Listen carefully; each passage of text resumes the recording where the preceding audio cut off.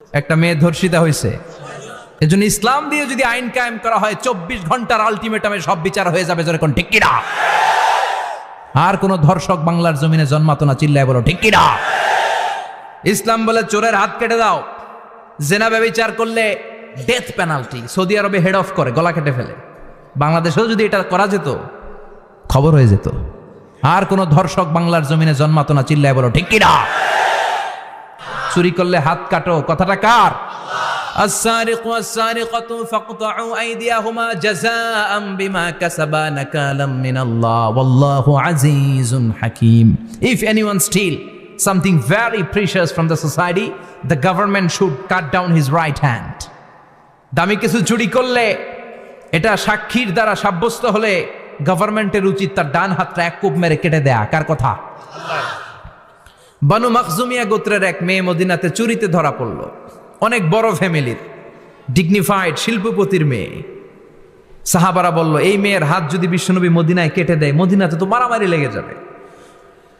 কে বলবে বিশ্বনবীর কাছে যে সুপারিশ করার ক্ষমতা কারো নাই? বিশ্বনবীর পালক পুত্র ওসামা বিন যায়েদ, যায়েদ ইবনে হারেসা, তার ছেলে ওসামা পালক পুত্রের ছেলে, তাকে বিশ্বনবী বড্ড ভালোবাসতো। তার উপাধি হলো হুব্বু রাসূলিল্লাহ, বিশ্বনবীর ভালোবাসা।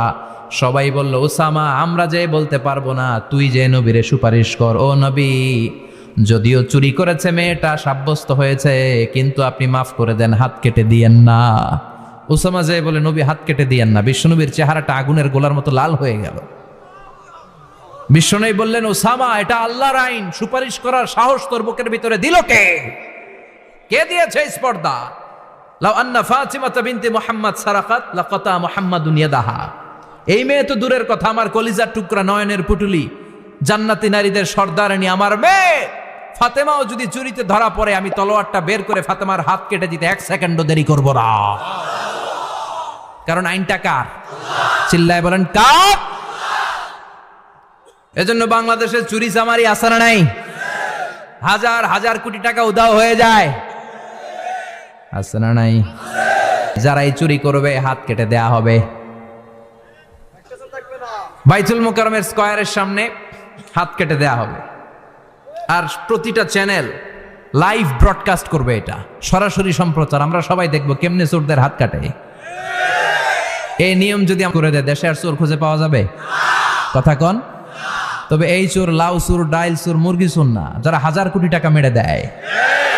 এক সিগনেচারে দেশের 10,000 কোটি টাকা নাই, চিল্লায় বলো ঠিক কিনা?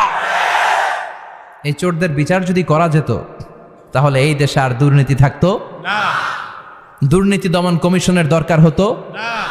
মন্ত্রীদের রাতের ঘুম হারাম হতো না। এটা মদিনার সমাজ হয়ে যেত, শান্তির বাংলাদেশ হয়ে যেত, ঠিক কিনা? এজন্য আল্লাহ বললেন, গোলাম,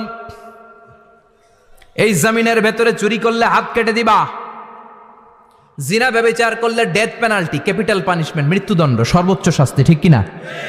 একটা মেয়ে ধর্ষিতা হয়েছে, তার বিচার হয়েছে না? প্রক্রিয়াধীন হচ্ছে, সবাই অ্যারেস্ট হয়েছে, হচ্ছে। এজন্য ইসলাম দিয়ে যদি আইন কায়েম করা হয় 24 ঘন্টার আলটিমেটামে সব বিচার হয়ে যাবে, যেরকম ঠিক কিনা?